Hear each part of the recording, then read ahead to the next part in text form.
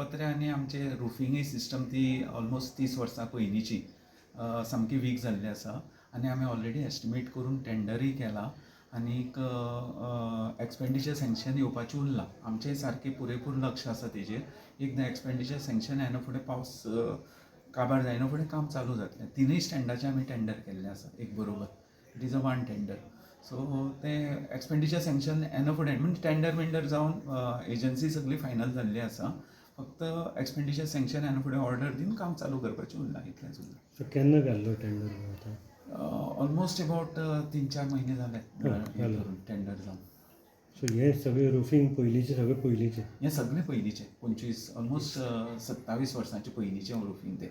आनी ते पत्रे बित्रे सगळे हें जाल्यात, तेजे हुक्स कळमेल्यात. हुक्सां लागून ते पत्रे ब्लोवन ऑफ जातात. मदीं आमी 2-3 वर्सां पयलीं स्ट्रेंथनींग केल्लें आमी.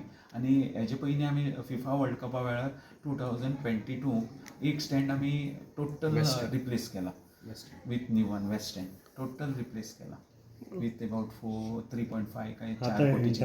आतां एंटायर 3 स्टँड उरल्यात पयलीं, ते आमी सगळे फुल्ल रिप्लेस करतात.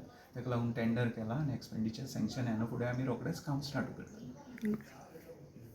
नांव कितें तुमचें? Deepak Lotlikar, executive engineer.